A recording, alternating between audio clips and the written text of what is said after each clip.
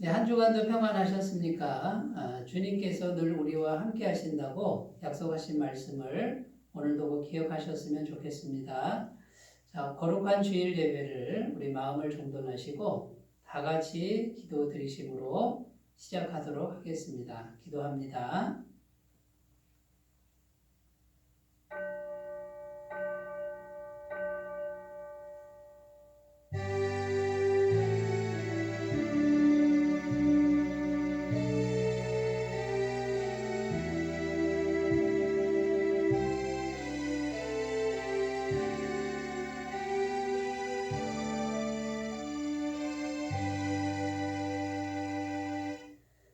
아버지께 참되게 예배하는 자들은 영과 진리로 예배할 때가 오나니 곧 이때라. 아버지께서는 자기에게 이렇게 예배하는 자들을 찾으시느니라.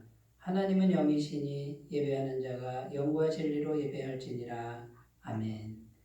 전능하신 하나님 아버지, 성령님의 도우심으로 지난 한 주간도 우리 속사람을 감격해 하시고 주님의 사랑 안에서 흔들리지 않고 은혜로 살게 하셨으니 감사를 드립니다. 아무런 공로 없는 저희는 오늘도 오직 예수 그리스도의 이름을 의지하여 하나님께로 나왔습니다. 믿음의 눈을 열어주셔서 하나님만 바라보게 하시고 닫혔던 마음을 열어주셔서 진리요 생명이신 하나님의 말씀을 새롭게 듣게 하여 주시옵소서. 성령 하나님 이 시간도 주님을 의지합니다. 주님께만 의탁드리고 주님을 초청하오니 우리 심령 가운데 충만하게 임재하여 주옵소서. 우리의 예배가 영과 진리의 예배, 살아있는 예배가 되도록 도와주시옵소서. 시종을 주님께 의탁드리며 예수님의 이름으로 기원하옵나이다. 아멘. 다 같이 찬송가 21장 함께 부르겠습니다.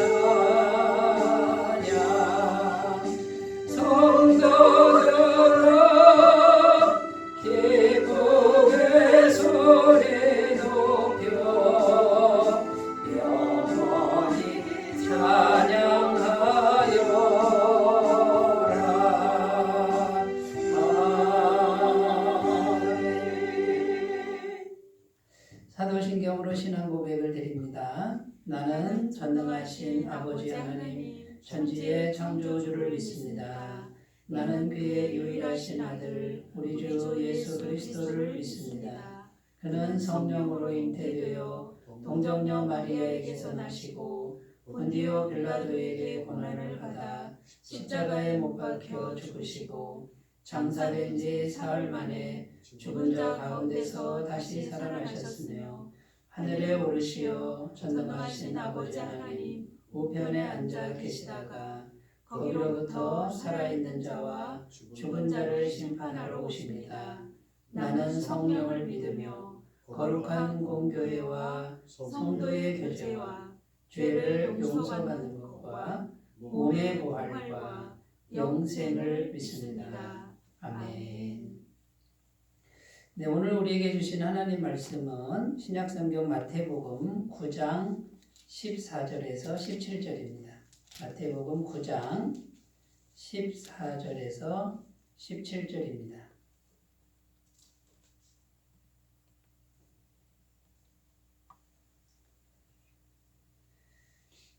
네, 신약성경 13쪽에 있습니다. 마태복음 9장 14절에서 17절 말씀을 제가 봉독해 드리겠습니다. 그때에 요한의 제자들이 예수께 나와 이르되 우리와 바리새인들은 금식하는데 어찌하여 당신의 제자들은 금식하지 아니하나이까? 예수께서 그들에게 이르시되 혼인집 손님들이 신랑과 함께 있을 동안에 슬퍼할 수 있느냐? 그러나 신랑을 빼앗길 날이 이르리니 그때에는 금식할 것이니라. 생배 조각을 낡은 옷에 붙이는 자가 없나니 이는 기운 것이 그 옷을 당기어 헤어짐이 더하게 되며 새 포도주를 낡은 가죽 부대에 넣지 아니하나니 그렇게 하면 부대가 터져 포도주도 쏟아지고 부대도 버리게 됨이라. 새 포도주는 새 부대에 넣어야 둘이 다 보존되느니라. 아멘. 네, 오늘 말씀의 제목은 새 포도주는 새 부대에, 이런 제목으로 함께 은혜를 나누겠습니다. 네, 오늘 본문 말씀의 내용은 이런 것입니다. 세례 요한의 제자들이 예수님께 찾아와서 질문합니다. 우리와 바리새인들은 금식하는데 어찌하여 당신의 제자들은 금식하지 않습니까? 이렇게 질문하는 거죠. 그때 당시에 금식 기도는요, 금식이라고 하는 것은 굉장히 중요한 신앙인의 한 덕목이었습니다. 그래서 일주일에 2번, 월요일과 목요일은 금식일로 딱 정해져 있었다라는 것이죠. 그래서 이 금식을 굉장히 강조하는 분위기가 있었고요. 이 금식을 하지 않는 사람들은 제대로 된 신앙인이 아니다, 이렇게 평가하는 분위기가 아주 강했습니다. 그런데 예수님은요, 제자들에게 그렇게 금식을 강조하지 않으셨다라는 거예요. 금식 기도를 예수님이 하시긴 했습니다. 그런데 평상시에요, 월요일, 목요일 이렇게 금식일 상관없이 예수님은 잘 드셨습니다. 성경에 보면 금식을 안 한 건 아닙니다. 성령께 이끌려서 40일간 금식 기도를 하셨다라고 성경은 증언하죠. 그래서 금식 기도 자체는 귀한 것이다라고 하는 것이 주님의 뜻이고요. 또 금식 기도를 통해서 성령의 권능을 받으신 걸로 봐서는 이 금식 기도를 아주 중요하게 생각한 것은 맞습니다. 그런데 예수님은 평상시에 잘 드셨습니다. 잘 먹고 잘 드셨고, 특히 세리와 죄인들과 함께 있을 때에도 그들과 식사를 아주 맛있게 잘하는 그런 모습을 보여주신 거죠. 그리고 제자들에게도 그렇게 금식을 강조하지 않으신 걸로 나오고 있는 것입니다. 여러분, 오늘 주제가 금식이라고 하는 어떤 그런 주제를 가지고 지금 말씀을 드리고 있지만, 이때 당시 가장 대표적인 그 신앙 행위 중에 가장 덕목이 있고 가장 중요하다라고 하는 게 이제 금식인데, 꼭 금식을 말씀드리는 것보다도 우리의 신앙 행위 전반적인 것, 우리가 하나님을 믿을 때 이것만큼은 해야 된다라고 하는 신앙 행위들이 있죠. 중요한 신앙 행위들. 자, 그 신앙 행위들을 무조건적으로 지켜야 하느냐, 이런 질문입니다. 어떤 일이 있어도 월요일, 목요일은 금식을 해야 되는 날로 정했으니 무조건 해야 되느냐라고 하는 이제 이런 질문이 되겠습니다. 우리가 오늘 말씀을 통해서 이런 신앙행위, 우리의 전반적인 중요한 신앙행위들을 어떤 태도로 해야만 이것이 제대로 된 신앙행위가 될 것이며 또 하나님께서 기뻐하시는 그런 신앙행위가 될 것인지 대한 그런 지침을 오늘 얻을 수 있게 될 줄로 믿습니다. 그러니까 이제 요한의 제자들과 바리새인들은 월요일, 목요일 금식일이니까 그날은 무조건 해야 된다. 이런 생각으로 예수님께 질문을 하는 것이죠. 그런데 예수님은 꼭 그렇지 않다라는 거예요. 그러면서 예수님이 하신 말씀이 뭡니까? 혼인집 사람들이 신랑과 함께 있을 동안에는 금식하지 않지 않느냐. 잔칫날인데 누가 금식하겠느냐. 이렇게 말씀하셨습니다. 여러분 그때 당시 월요일, 목요일 금식일로 지정돼 있어도요. 만약에 그 집에 결혼식이 이제 있습니다. 자녀가 결혼한다 그러면 보통 결혼식을 일주일에서 부잣집은 2주일 정도 하는데 그때에는 금식을 안 해도 되는 것으로 되어 있는 것이죠. 그러니까 예수님은 지금 혼인집에 와 있는데 금식을 할 필요가 있느냐라고 말씀하시면서 꼭 월요일, 목요일 날 정해진 대로 무조건 하는 그것은 바람직하지 않다라고 지금 말씀하고 있는 것입니다. 자, 그러면 오늘 우리가 이제 금식뿐만 아니라 우리의 신앙 행위가 어떻게 하나님께 드려져야 하나님이 기뻐하시고 또 인간관계 속에서도 바람직하고 아름답게 그렇게 자리를 하게 되는지를 우리가 오늘 살펴보도록 하겠습니다. 첫 번째는요, 아무리 중요한 금식이라도, 아무리 중요한 신앙 행위라도 상황에 맞게 해야 된다라는 겁니다. 우리가 옷을 입을 때 결혼식장 가면 어떻게 옷을 입습니까? 조금 밝은 옷을 입어야 되겠죠, 그죠? 장례식장에 가면 어떻게 입어야 되죠? 좀 어둡게 입어야 됩니다. 보통 검정색을 입지 않습니까? 그러면 우리가 옷을 하나를 입어도 그 상황에 맞게 옷을 입어야 된다라는 거예요. 장례식장에 가면서 밝은 옷을 입고 그러면 이상하죠. 그 다음에 결혼식장 가면서 검정색으로 뭐 이렇게 막 칭칭 감고 가면은 그거는 상황에 맞지 않는 것이라는 거예요. 오늘 본문 말씀에 보면 주님께서 혼인잔치집에 갈 때에는 금식하지 않는다라고 하는 것을 오늘 말씀하고 있는 것입니다. 그러면서 이렇게 말씀하셨죠. 생배 조각을 낡은 옷에 붙이는 사람이 없다. 왜 그렇습니까? 생배 조각을 낡은 옷에 붙이면 이 낡은 생배가 이제 다 이렇게 흐물흐물하니까 이 생배는 강하잖아요. 그러니까 이게 다 떨어진다는 거예요. 그러니까 생배 조각은 새로운 배에다가 붙여야 된다는 거예요. 그래야 안 찢어진다는 거고요. 새 포도주는 만약에 새 포도주를 낡은 부대에 넣으면 어떻게 될까요? 이 낡은 부대가 흐물흐물하니까 이 새로운 포도주가 막 발효되면 터져버리는 거죠. 그러니까 새 포도주는 새 부대에 넣어야 된다. 그러니까 상황에 맞게 해야 된다라고 하는 것을 지금 말씀하고 있는 것입니다. 그러니까 금식도 역시 무조건 금식을 하는 게 중요한 게 아니라 그 상황에 맞게 해야 된다라고 지금 말씀하고 있는 것입니다. 제가 전에 있던 교회에서 교회 프로그램 중에 하나가 뭐냐면 대신방이라는 게 있습니다.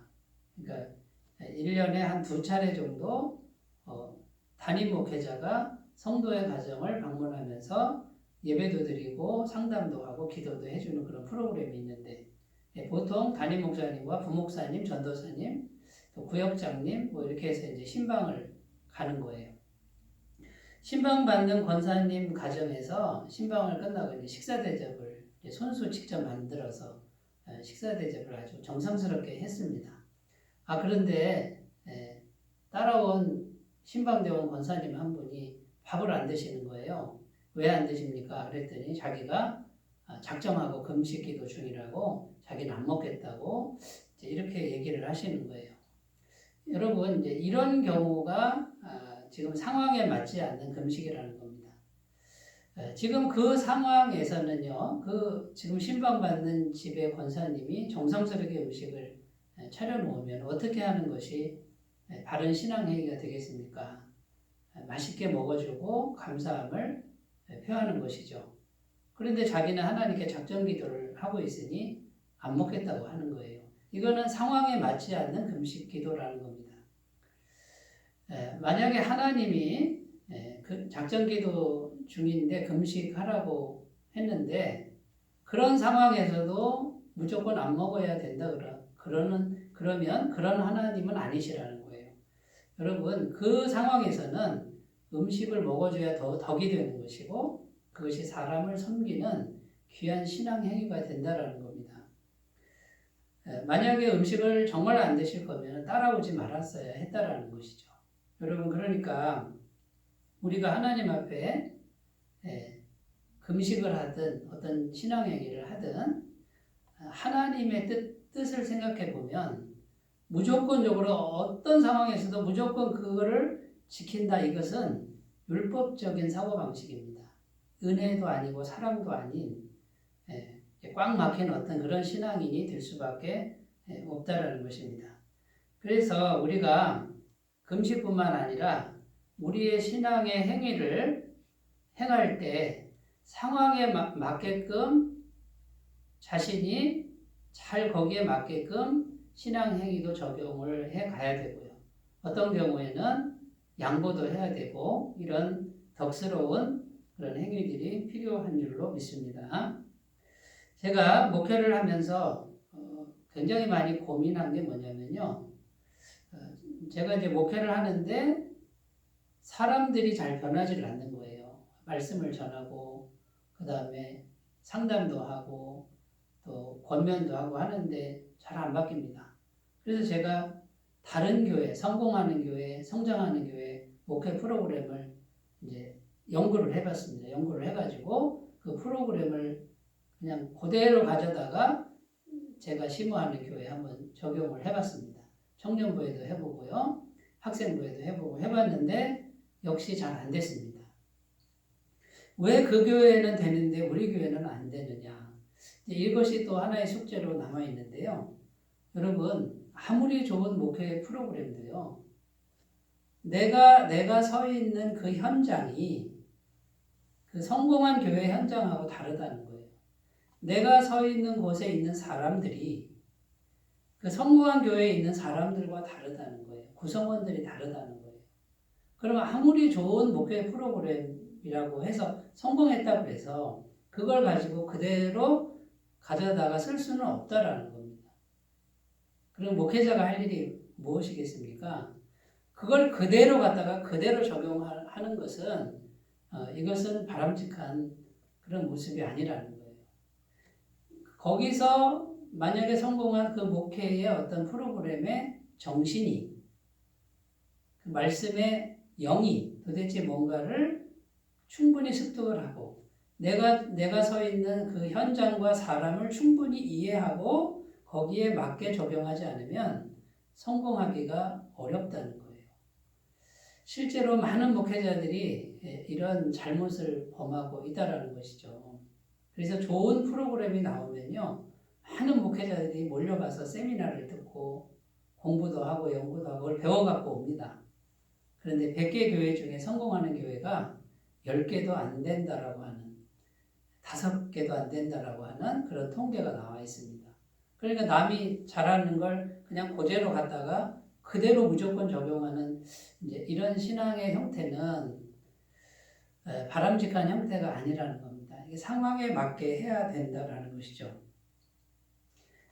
제가 원로원 교회에 한 7년 3개월 있었습니다. 거기 구성원들은 80대, 90대가 거의 90% 이상, 95% 이상이 그렇게 고연령층입니다.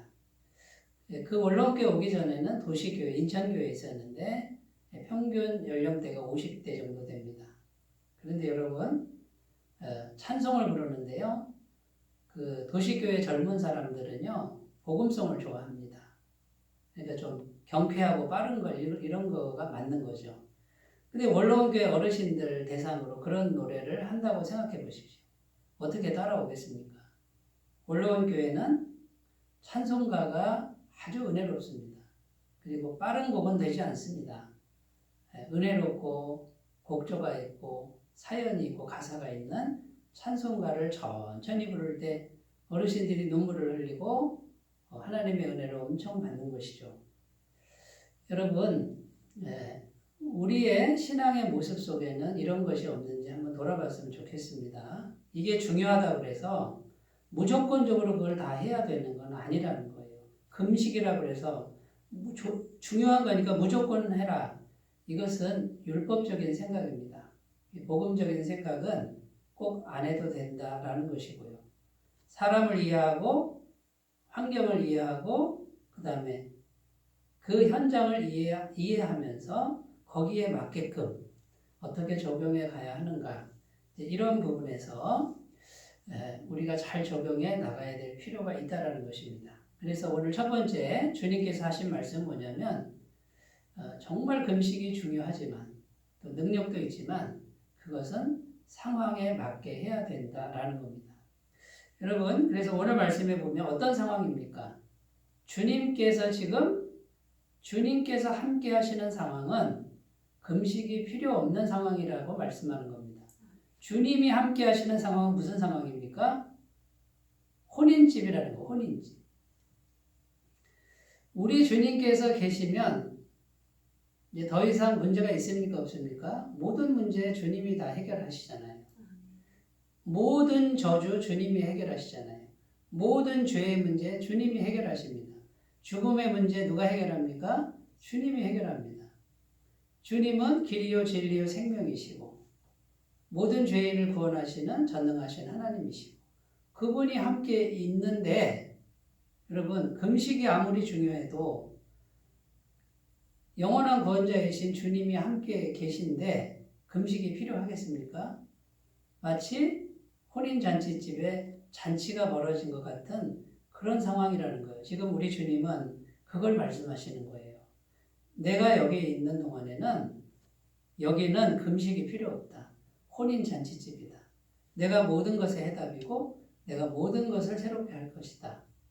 그러니까 금식이 필요 없는 거죠. 여러분, 이런 부분들을 잘 생각하시는 귀한 시간이 되셨으면 좋겠습니다. 자, 두 번째는요, 무슨 뜻이냐면 목적에 맞게 하라, 그런 뜻입니다. 첫 번째는 상황에 맞게 해야 되고 두 번째는 목적에 맞게 해라. 여러분, 참된 금식의 목적이 무엇일까요? 그 목적은 크게 두 가지입니다. 첫 번째는 회개하는 것이고 두 번째는 나누는 것입니다. 이사야 58장 3절에 보면 이렇게 기록합니다. 우리가 금식하되 어찌하여 주께서 보지 아니하시오며 우리가 마음을 괴롭게 하되 어찌하여 주께서 알아주지 아니하시나이까. 보라, 너희가 금식하는 날에 오락을 구하며 온갖 일을 시키는도다. 계속해서 읽겠습니다. 보라, 너희가 금식하면서 논쟁하며 다투며 악한 주먹으로 치는도다. 너희가 오늘 금식하는 것은 너희의 목소리를 상달하게 하려는 것이 아니니라. 이것이 어찌 내가 기뻐하는 금식이 되겠으며 이것이 어찌 사람이 자기의 마음을 괴롭게 하는 날이 되겠느냐. 그의 머리를 갈대같이 숙이고 굵은 배와 재를 펴는 것을 어찌 금식이라 하겠으며 여호와께 연락될 날이라 하겠느냐. 아멘. 이게 무슨 말이냐면요, 겉으로는 금식을 합니다. 금식 기도를 하는데 실제로의 삶 속에서는 할 거 다 한다는 거예요. 즐길 거 다 즐기고 오락도 즐기고요. 그 다음에 싸울 거 다 싸우고요. 욕심낼 거 다 내고 있으면서 밥만 굶는 거예요. 주님이 말씀하십니다. 이게 어찌 금식이냐. 내가 원하는 금식은 아니다라는 거예요. 그러니까 참된 금식은 뭡니까? 참된 금식은 회개, 진정한 회개가 되어야 되는데, 참회하는 회개가 되어야 되는데, 참회는 없이 겉으로 밥만 굶고 있는 이런 금식은 잘못된 것이다. 금식의 목적이 틀렸다라고 지금 말씀하고 있는 것입니다. 여러분, 파주에 가면 아주 큰 기도원이 있는데요. 그 기도원이 건립될 때 이제 길이 막혔습니다. 정부의 허가가 나지 않는 거예요. 그런데 이제 전교인이 금식 기도를 했다는 겁니다. 전교인이 금식 기도를 했는데 이제 정부의 허가가 나가지고 그 기도원이 세워졌다라고 이제 발표가 된 겁니다. 여러분, 금식기도 했더니 이제 기도응답이 됐다고는 했는데 나중에 알고 보니까 정부의 고위 관리자에게 막대한 돈을 이제 뇌물로 준 거죠. 그래서 법적으로 안 되는 걸 되게 했단 말이에요. 여러분, 과연 이때 하는 금식 기도는 정말 목적에 맞는 금식 기도냐라는 거예요. 여러분, 이런 일들이 우리 신앙인들 가운데 굉장히 많이 있다라는 겁니다. 금식의 진짜 목적은 자기의 죄인됨을 참회하고 자기의 욕심이나 탐욕을 내려놓는 것이 진정한 목적인데 그렇게 하지 않고요. 금식 기도를 했더니 내가 원하는 게 이루어졌다라고 하는 자기 야망, 자기 욕심의 성취로 보는 이런 일들이 많은 것이 안타까운 현실입니다. 여러분, 주님께서 말씀하십니다. 어찌 그런 것이 내가 원하는 참된 금식이 되겠느냐 이렇게 말씀하고 있는 것입니다. 여러분, 그러므로 우리가 신앙 행위를 할 때에도요. 겉으로만 하는 게 중요하지 않습니다. 금식뿐만 아니라 다른 모든 중요한 신앙 행위들은 회개가 목적입니다. 자기의 탐욕과 욕심을 내려놓는 자기를 부인하는 것이 참된 목적인 것을 알고 목적에 맞게 신앙 행위를 잘 해가시길 바라겠습니다. 두 번째 금식의 목적은요. 나눈다는 거예요. 이사야 58장 6절 7절 내가 기뻐하는 금식은 흉악의 결박을 풀어주며 멍에의 줄을 끌어주며 압제당하는 자를 자유하게 하며 모든 멍에를 꺾는 것이 아니겠느냐. 또 줄인 자에게 내 양식을 나누어주며 유리하는 빈민을 지배드리며 헐벗은 자를 보면 입히며 또 내 보륙을 피하며 스스로 숨지 아니하는 것이 아니겠느냐. 여기 보면 주님이 기뻐하시는 금식이 나옵니다. 흉악의 결박을 풀어주며 지금 묶여있는 사람 풀어주는 거예요. 그 다음에 무거운 멍에 지고 있는 사람 그 멍에를 끌어주는 거예요. 압제당하는 자를 자유케 해주고요. 줄인 자에게 양식을 나눠주고 유리하는 빈민을 지배드리고 헐벗은 자를 보면 입히고 뭔가 내가 가지고 있는 것을 베푸는 겁니다. 나눠주는 거. 결국 내가 굶음을 통해서 내가 먹을 걸 내가 먹지 않고 누군가에게 주는 이것이 금식의 진정한 목적이라는 겁니다. 이런 마음, 이런 행위를 위해서 기도를 하는 거예요. 이런 거룩한 마음을 주세요. 예수님께서 십자가에서 자신의 전부를 우리에게 주신 마음, 그 마음에 조금이라도 내 속에 있게 해주세요.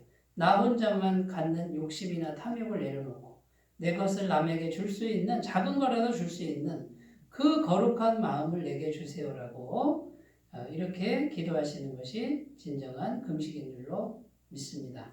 신앙생활을 할 때 우리가 도대체 왜 우리가 이것을 하는지, 왜 예배를 드리는지, 왜 우리가 모였는지, 왜 우리가 교회에 모여야 되는지 여러분 그 목적을 잘 생각하시는 귀한 시간 되셨으면 좋겠습니다.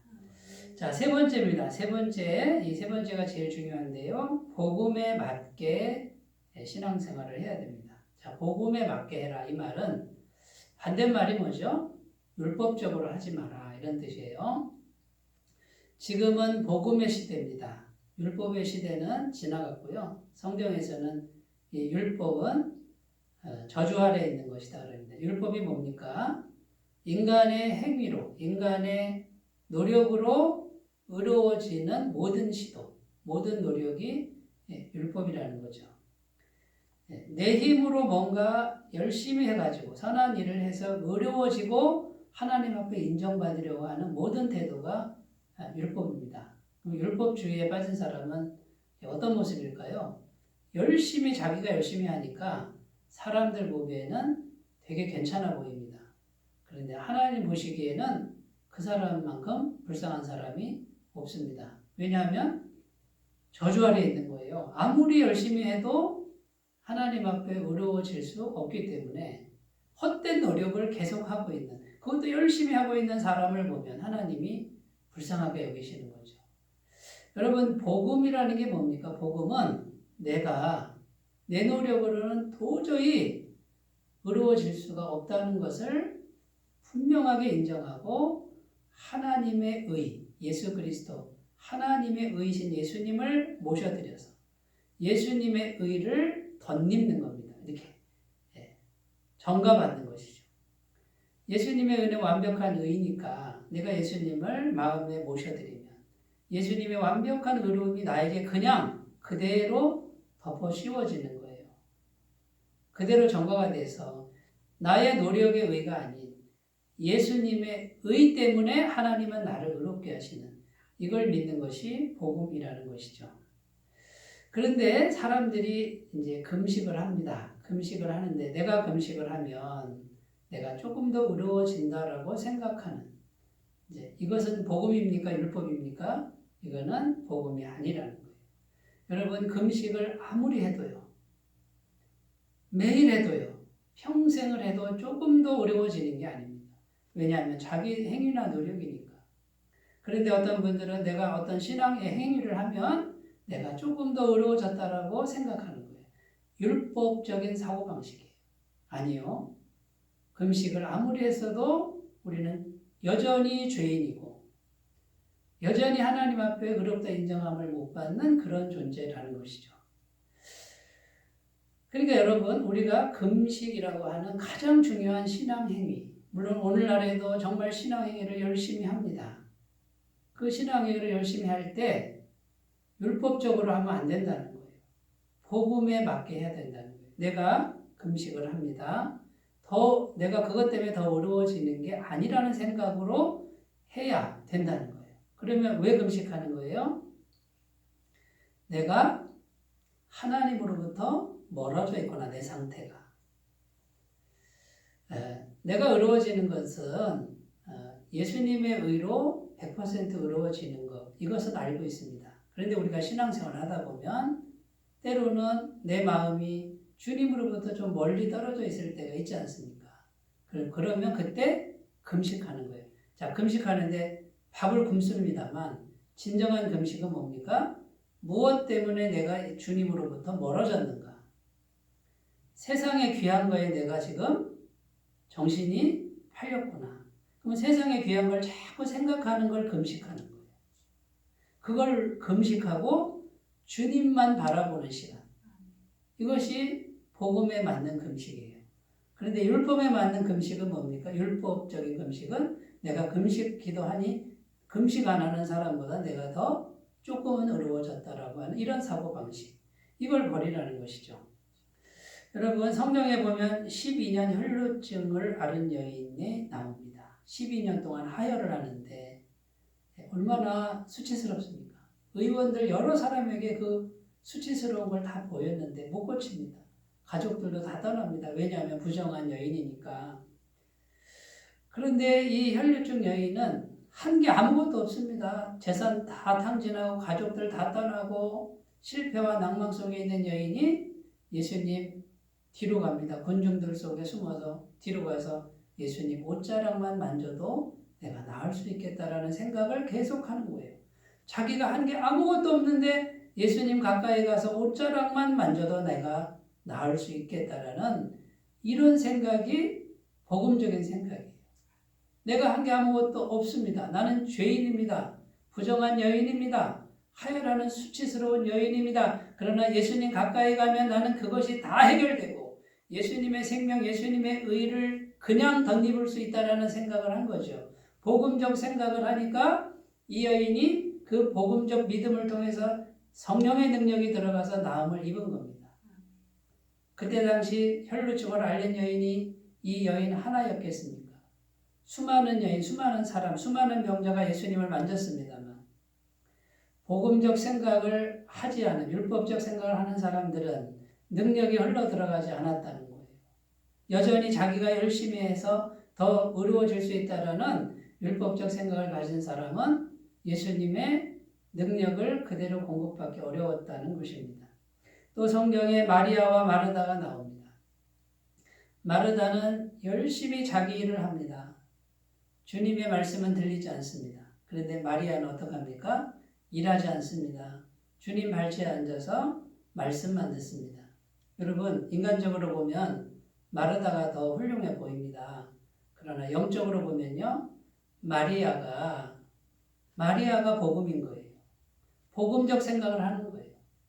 내가 열심히 하는 것으로 자기 존재감을 드러내는 게 아니에요.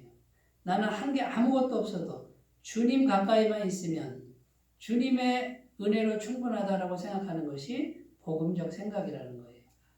여러분 생각을 잘 해보셨으면 좋겠습니다. 오늘 말씀을 정리하는데 새 포도주는 새 부대에 넣어라. 금식 기도가 아무리 중요해도 무조건 하는 게 아니다. 상황에 맞게 해라. 상황에 맞게. 그 다음에 목적에 맞게 하고 복음에 맞게 해라.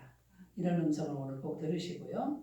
우리가 신앙생활할 때 아무리 중요해도 무조건 하는 것은 아니고 항상 예수님과 함께하는 그런 신앙행위가 되도록 복음에 맞는 사람들이 되도록 살아가시길 바라겠습니다. 기도드리겠습니다. 하나님 아버지, 우리가 신앙생활할 때에 너무나 중요하다고 해서 그걸 무조건 틀림없이 해야 된다는 강박관념에 빠질 때가 많은 것 같습니다. 주님, 그 짐을 내려놓게 하시고 하나님, 상황에 맞게, 목적에 맞게, 또 복음에 맞게 이런 기준으로 신앙생활을 지혜롭게 잘하도록 도와주시옵소서.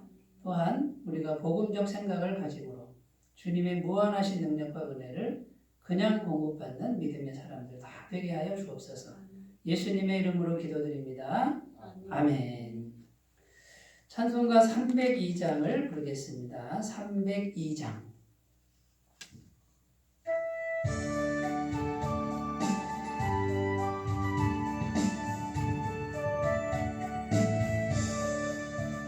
내 주 하나님 넓고 큰 은혜는 저 큰 바다보다 깊다.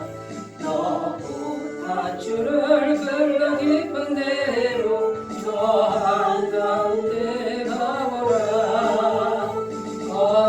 언덕을 떠나서 창파에 뱉기워 내 주께서 은혜의 바다로 내 맘 맞춰가라. 그래 너 인생은 언제나 거기서 저 큰 바다 물결보고 그리 모르는 예쁜 바다 속을 한번에하려 한번아. 언덕을 떠나서 창파에 뱉기워 내 주께서 은혜의 바다로 내 맘 맞춰가라. 많은 사람이 얕은 물가에서 저 큰 바다 가려나가 잘싹거리는 작은 파도 마음 약하여 못 가네. 언덕을 떠나서 창파에 뱉기워 내 주께서 은혜의 바다로 내 맘 맞춰가라. 가거라 이제 곧 가거라 저 큰 은혜 바다 향해. 자고 내 너를 저 깊은 데로 가라. 망망한 바다로 언덕을 떠나서 창파에 뱉기워 내 주께서 은혜의 바다로 내 맘 맞춰가라.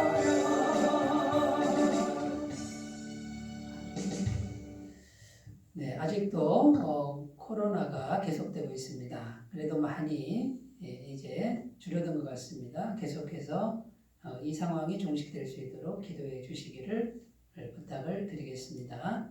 매일 10분 묵상 또 한 사람 전도 위해서 기도해 주시고 헌금은 헌금함이나 교회 계좌로 헌금해 주시면 감사하겠습니다. 이제 찬송가 6장 부르시고 축도로 예배를 마치겠습니다.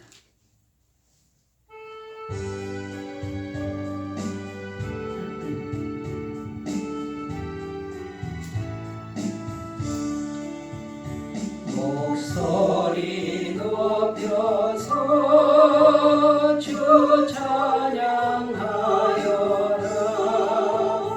영광과 권세와 존귀와 위엄을 온유히 다스리시는 만왕의 왕께 돌려라.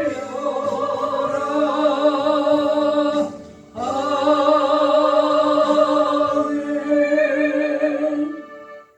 이제는 우리 주 예수 그리스도의 은혜와 하나님 아버지의 사랑하심과 성령님의 감화 감동 교통하심이 주일 예배를 드리면서 새 포도주는 새 부대에 넣는 지혜를 가지고 상황에 맞고 복음에 맞고 목적에 맞게 신앙생활을 하기를 결단하는 주의 모든 백성들을 위해 영원토록 함께 하시기를 간절히 축원하옵나이다. 아멘.